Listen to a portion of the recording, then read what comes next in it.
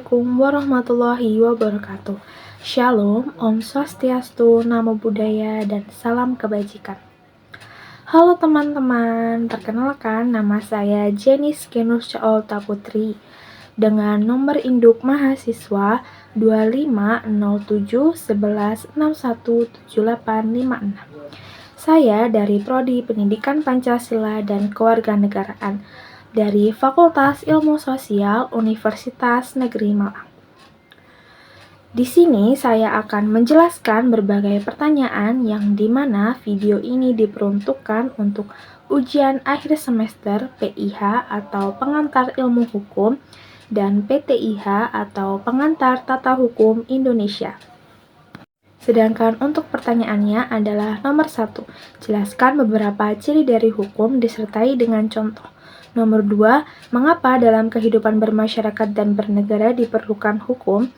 Nomor 3, sebutkan dan jelaskan sumber hukum formal dan material. Nomor 4, sebutkan dan jelaskan beberapa asas hukum yang saudara ketahui. Nomor 5, mengapa negara Indonesia disebut sebagai negara hukum? Jelaskan beberapa tipe negara hukum yang Anda ketahui. Nomor 6, mengapa Proklamasi 17 Agustus 1945 dinyatakan sebagai titik tolak berlakunya sistem hukum nasional dan berakhirnya sistem hukum kolonial. Nomor 7, bagaimana kedudukan hukum adat dan hukum Islam dalam sistem hukum nasional Indonesia. Nomor 8, apa alasan utama sampai sekarang masih ada sebagian hukum peninggalan kolonial Belanda yang masih berlaku? Nomor 9, jelaskan tugas dan wewenang DPR, DPD, Presiden, MK, dan MA terkait undang-undang. Nomor 10, apa perbedaan tugas antara hakim, jaksa, polisi, dan pembela, serta guru PPKN. Nomor 11, jelaskan proses atau tahapan pembentukan undang-undang. Nomor 12, jelaskan secara singkat arah dan strategi pembangunan hukum nasional dalam RPJPN 2025-2045 dan RPJMN 2025-2029. Selamat menyaksikan teman-teman. Apa saja yang termasuk ciri dari hukum dan bagaimana contohnya? Hukum memiliki beberapa ciri utama. Salah satunya adalah bersifat mengikat dan memaksa, yang artinya setiap orang wajib menaati hukum tanpa terkecuali. Jika hal ini dilanggar, akan ada sanksi tegas yang dapat berlaku. Contohnya adalah aturan lalu lintas yang mewajibkan pengendara memakai helm saat berkendara. Sedangkan jika pengendara melakukan pelanggaran terhadap aturan ini, akan dapat dikenai tilang. Ciri lainnya adalah bersifat umum, yaitu hukum berlaku bagi semua orang dalam wilayah tertentu, tanpa membedakan status sosial, jabatan, maupun latar belakang. Misalnya, hukum pidana berlaku sama baik bagi pejabat negara maupun masyarakat biasa. Ciri berikutnya adalah memiliki sanksi yang jelas, baik berupa sanksi pidana, perdata, maupun sanksi administratif sebagai alat penegakan hukum. Contohnya, yaitu seseorang yang melakukan pencurian dapat dijatuhi hukuman penjara sesuai dengan ketentuan undang-undang. Selain itu, hukum juga tidak semerta-merta dapat dibuat oleh semua orang, melainkan harus dibuat oleh lembaga yang berwenang, seperti DPR bersama Presiden, sehingga hukum yang dihasilkan memiliki kekuatan hukum yang sah. Sebagai contoh, Undang-Undang Dasar 1945 dan undang-undang lainnya disusun melalui prosedur yang resmi dan menjadi dasar pengaturan kehidupan bermasyarakat dan bernegara. Mengapa dalam kehidupan bermasyarakat dan bernegara memerlukan hukum?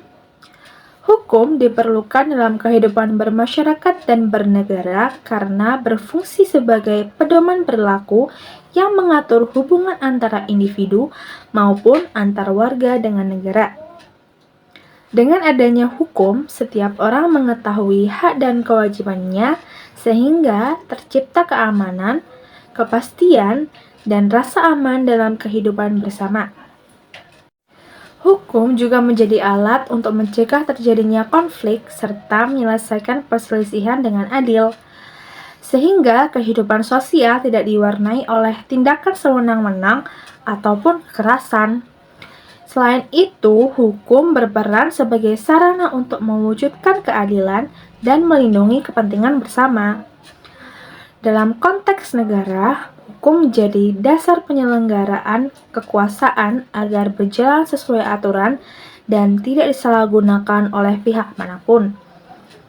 Melalui hukum, nilai-nilai moral, keadilan, dan tujuan bernegara dapat diwujudkan secara konkret, sehingga pembangunan masyarakat dan negara dapat berlangsung secara tertib, berkeadilan, dan berkelanjutan. Apa itu sumber hukum formal dan sumber hukum material? Sumber hukum material adalah sumber yang menentukan isi atau materi dari hukum, yakni berupa nilai, pandangan, dan kebutuhan yang hidup dalam masyarakat yang dapat mempengaruhi terbentuknya suatu aturan hukum. Sumber hukum material berasal dari perasaan dan keyakinan hukum individu serta pendapat umum. Sumber ini dapat ditinjau dari berbagai sudut pandang, antara lain dari segi sejarah, yaitu dokumen dan pengembangan hukum masa lalu yang menjadi bahan pembentukan hukum.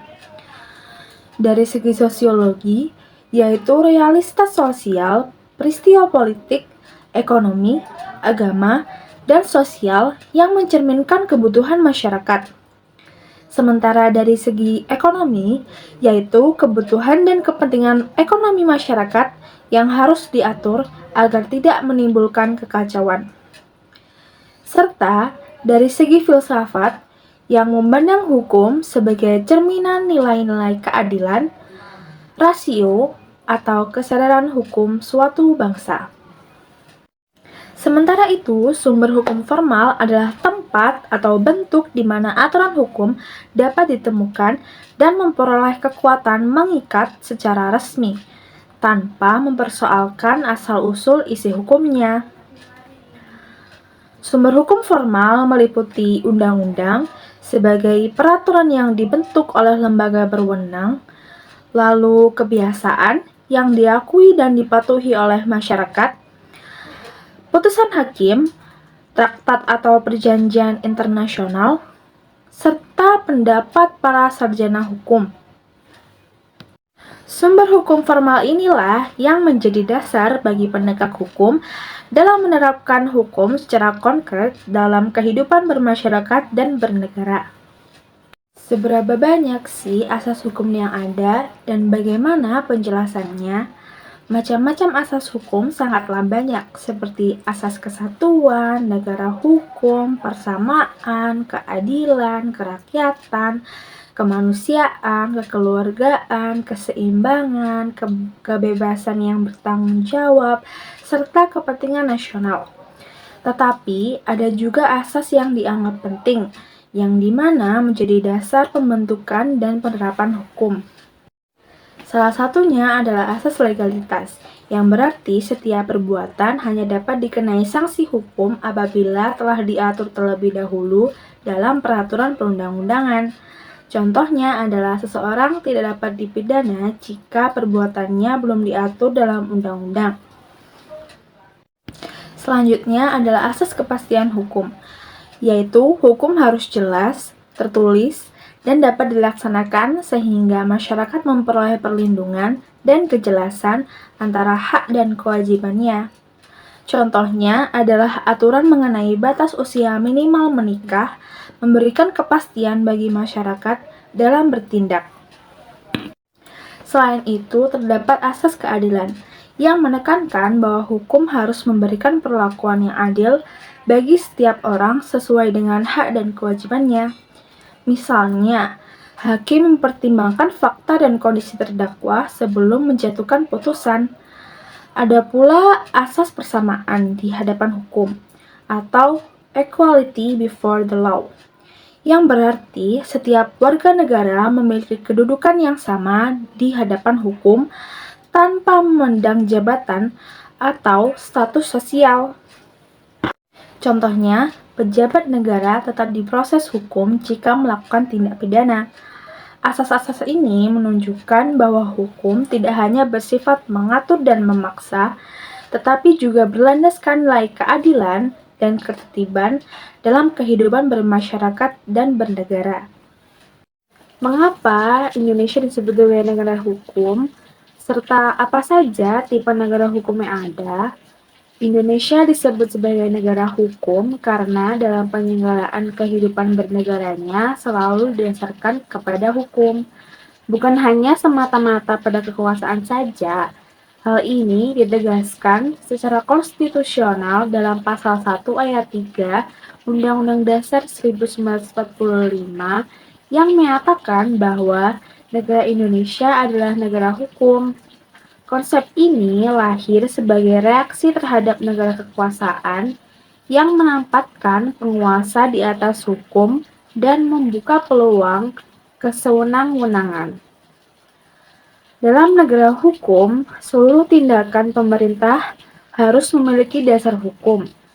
Kekuasaan negara juga dibatasi, hak asasi manusia dijamin, serta terdapat pembagian kekuasaan dan peradilan yang bebas. Dengan demikian, hukum berfungsi sebagai sarana pengendali kekuasaan sekaligus pelindung hak-hak warga negara. Dalam pengembangannya, dikenal beberapa tipe negara hukum. Yang pertama, ada negara hukum Anglo-Saxon dengan konsep rule of law yang menekankan supremasi hukum, persamaan di hadapan hukum, perlindungan hak individu melalui putusan pengadilan. Yang kedua, ada negara hukum Eropa kontinental dengan konsep Rechtsstaat yang bertumpu pada hukum tertulis, kodifikasi, dan asas legalitas. Selain itu, ada negara hukum Islam atau nomokrasi Islam yang mendasarkan hukum pada prinsip keadilan, musyawarah, dan juga syariat. Indonesia sendiri mengembangkan negara hukum Pancasila, yaitu negara hukum yang berlandaskan nilai-nilai Pancasila dengan menekankan keseimbangan antara hukum, keadilan sosial, demokrasi, dan ketuhanan yang Maha Esa. Mengapa sih proklamasi pada tanggal 17 Agustus 1945 dinyatakan sebagai titik tolak berlakunya sistem hukum nasional dan berakhirnya sistem hukum kolonial? Karena sejak saat itu Indonesia resmi berdiri sebagai negara yang merdeka dan berdaulat, sehingga memiliki kewenangan penuh untuk dapat menentukan dan menyelenggarakan sistem hukumnya sendiri. Proklamasi ini juga menandai berakhirnya kekuasaan pemerintah kolonial Belanda, sehingga secara yuridis dan politis sistem hukum kolonial tidak lagi menjadi dasar kekuasaan di Indonesia.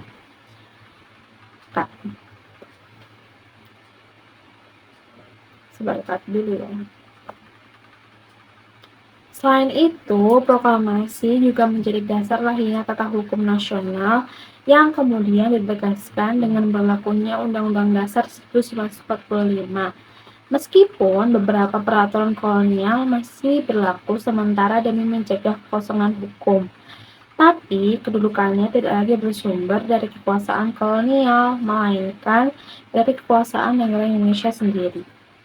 Dengan demikian, proklamasi pada tanggal 17 Agustus 1945 menjadi titik awal perubahan fundamental dari sistem hukum kolonial menuju sistem hukum nasional.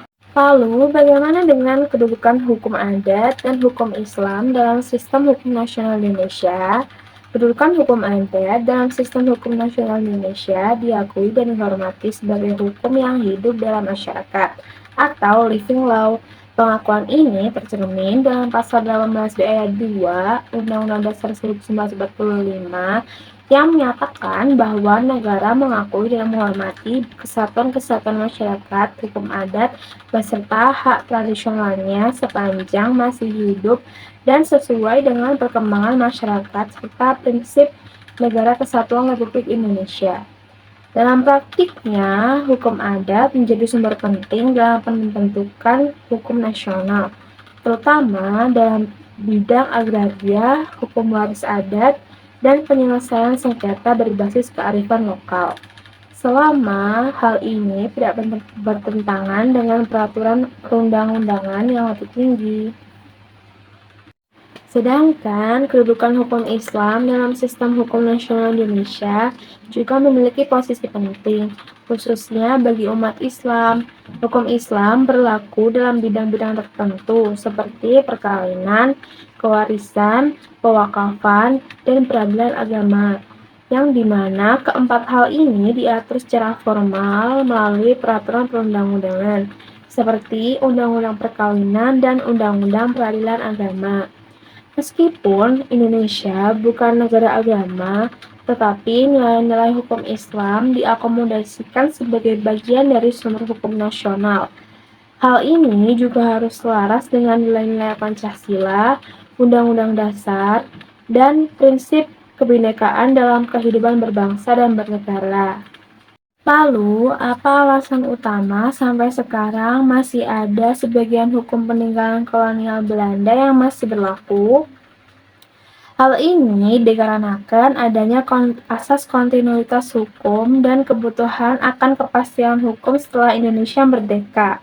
Pada awal kemerdekaannya, Indonesia belum memiliki sistem hukum nasional yang lengkap untuk dapat menggantikan seluruh peraturan kolonial.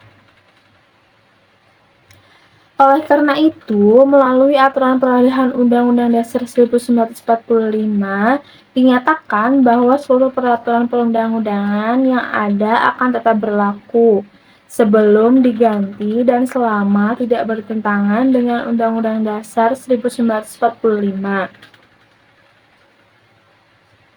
Kebijakan ini diambil agar tidak terjadi kekosongan hukum yang dapat mengganggu ketertiban masyarakat dan penyelenggaraan negara. Selain itu, banyak hukum peninggalan kolonial seperti KUHP, KUH Perdata, dan KUH Dagang yang masih dipertahankan karena secara teknis masih dapat digunakan untuk menjadi dasar praktik hukum selama puluhan tahun. Proses pembaharuan hukum nasional juga membutuhkan waktu yang panjang, kajian yang mendalam, serta konsensus politik dan sosial yang kuat.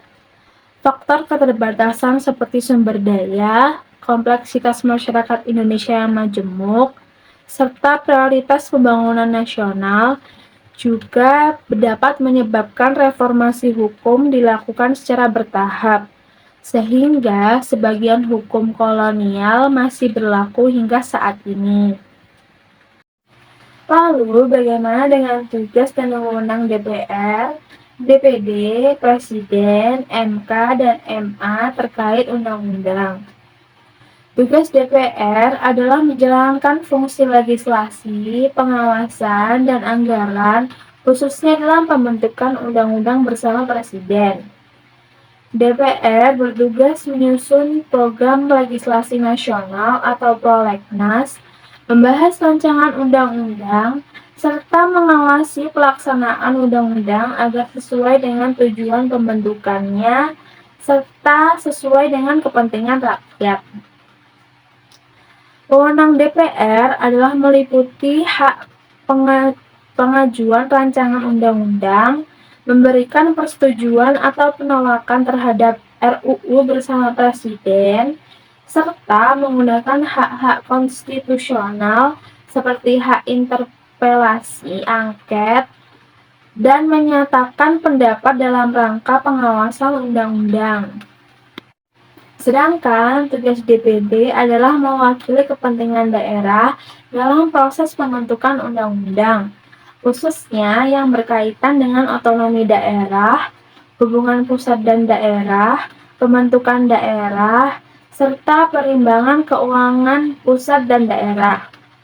Wewenang DPR sendiri mencakup pengajuan dan pembahasan rancangan undang-undang tertentu kepada DPR, memberikan pertimbangan atas RUU dan undang-undang yang berkaitan dengan daerah, serta melakukan pengawasan pelaksanaan undang-undang dan menyampaikannya kepada DPR.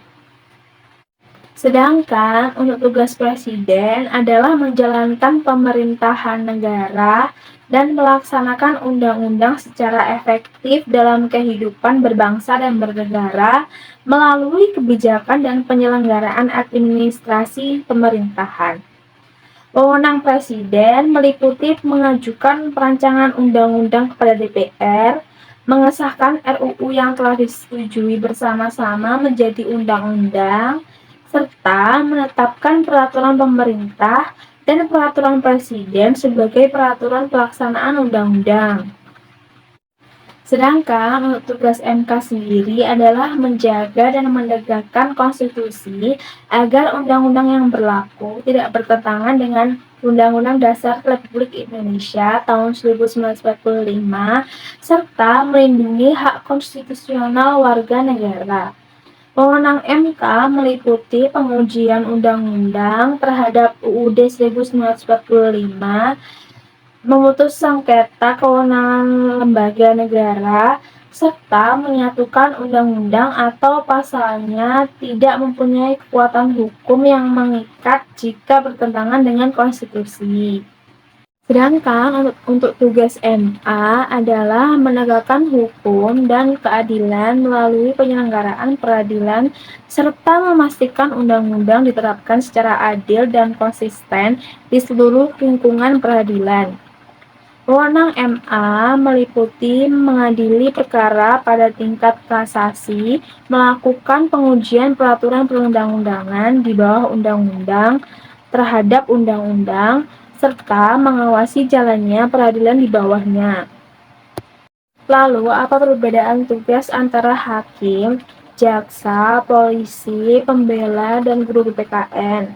Jika dilihat dari peran dan fungsinya dalam sistem hukum dan pendidikan kewarganegaraan, hukum sendiri bertugas memeriksa, mengadili, dan memutus perkara yang diajukan ke pengadilan berdasarkan hukum dan rasa keadilan. Hakim bersifat netral dan independen, tidak memihak salah satu pihak, serta berwenang menjatuhkan putusan dan sanksi hukum. Sedangkan jaksa berperan sebagai penuntut umum yang mewakili negara dalam proses peradilan pidana.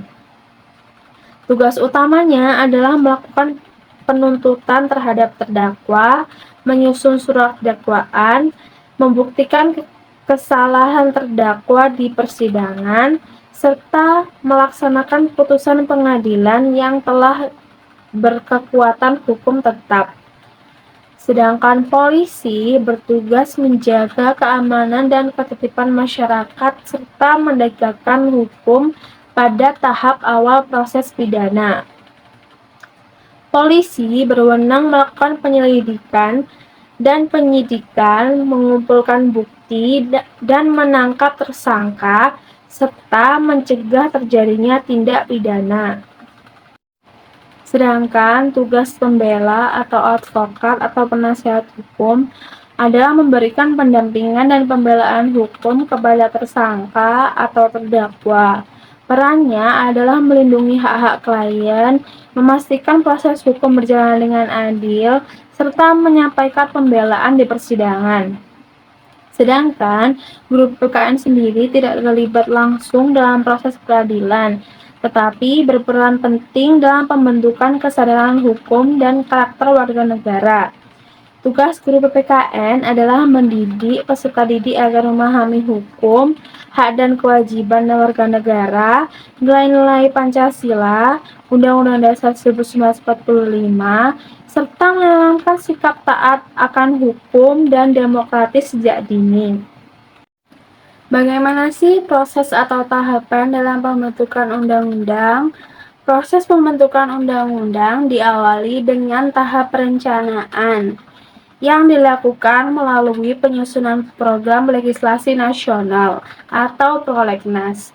Prolegnas ini memuat daftar rancangan undang-undang atau RUU prioritas yang akan dibahas dalam jangka waktu tertentu dan disusun oleh DPR bersama pemerintah dengan melibatkan DPD untuk materi tertentu.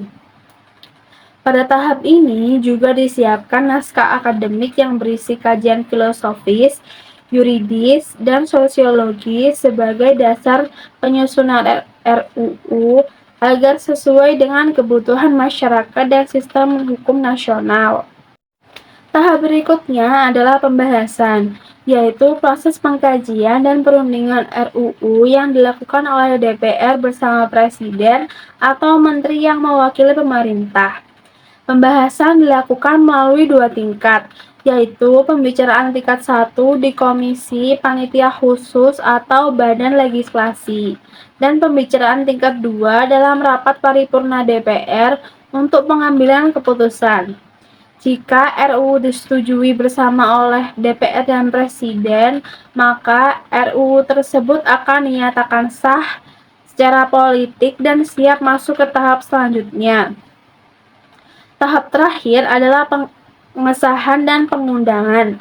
RUU yang telah disetujui bersama disahkan oleh Presiden dengan membubuhkan tanda tangan. Apabila dalam waktu 30 hari Presiden tidak menandatangani RUU tersebut akan tetap sah dan menjadi undang-undang. Selanjutnya, undang-undang diundangkan dalam Lembaga Negara Republik Indonesia oleh Menteri Hukum dan Hak Asasi Manusia agar memiliki kekuatan hukum yang mengikat dan dapat diberlakukan secara resmi kepada seluruh masyarakat. Bagaimana arah dan strategi pembangunan hukum nasional dalam RPJPN 2025-2045 dan RPJMN 2025-2029? Arah pembangunan hukum nasional dalam RPJPN diarahkan untuk memperkuat supremasi hukum sebagai fondasi utama terwujudnya Indonesia Emas 2045. Pembangunan hukum menekankan prinsip negara hukum demokratis yang menjamin kepastian hukum, keadilan, perlindungan hak asasi manusia, serta persamaan di hadapan hukum. Fokus utamanya adalah transformasi kelembagaan hukum, peningkatan kualitas regulasi, penguatan penegakan hukum yang bersih dan berintegritas, serta perluasan akses keadilan bagi seluruh lapisan masyarakat. Strategi pembangunan hukum nasional dilakukan melalui pembentukan penguatan kelembagaan, perumusan regulasi yang terpadu, reformasi lembaga penegak hukum berbasis teknologi informasi, pengembangan sistem pemulihan asal hasil tindak pidana, serta penguatan perlindungan hak asasi manusia. Selain itu, strategi ini juga mencakup peningkatan inklusivitas hukum dan pencegahan praktik politik uang serta politik identitas agar hukum tidak hanya berfungsi sebagai normatif saja, tetapi benar-benar mendukung stabilitas demokrasi, keadilan sosial, dan pembangunan nasional berkelanjutan hingga 2045. Arah pembangunan hukum nasional dalam RPJMN 2025-2029 difokuskan pada penguatan reformasi politik, hukum, dan birokrasi sebagai fondasi awal transformasi menuju Indonesia Emas 2045. Pembangunan hukum diarahkan untuk mewujudkan supremasi hukum, kepastian dan keadilan hukum, serta tata kelola pemerintah yang bersih, efektif, dan demokratis. Prioritas utama meliputi reformasi hukum dan penegakan hukum, pencegahan dan pemberantasan korupsi, serta kejahatan strategis lainnya seperti narkoba, judi, dan penyeludupan, penguatan kelembagaan hukum, serta peningkatan kualitas pelayanan publik berbasis digital. Strategi pembangunan hukum nasional dalam RPJMN 2025-2029 dilakukan melalui pembaharuan regulasi dan sistem peradilan, penguatan koordinasi antar lembaga penegak hukum, serta pemanfaatan teknologi informasi untuk meningkatkan transparansi dan efisiensi penegakan hukum. Selain itu, diterapkan prinsip meritokrasi dalam manajemen aparatur sipil negara, penguatan pencegahan korupsi dan tindak pidana pencucian uang, serta peningkatan perlindungan hak warga negara, termasuk warga negara Indonesia yang ada di luar negeri. Melalui strategi tersebut, hukum diharapkan menjadi instrumen utama dalam menciptakan pemerintahan yang berintegritas, demokrasi yang berkualitas, dan pembangunan nasional yang berkelanjutan. Itu dia jawaban dari 12 pertanyaan yang ditujukan untuk ujian akhir semester PIH atau Pengantar Ilmu Hukum dan PTIH atau Pengantar Tata Hukum Indonesia. Sekian dari saya, mohon maaf jika terdapat salah perkataan maupun perbuatan. Wassalamualaikum warahmatullahi wabarakatuh. Terima kasih teman-teman.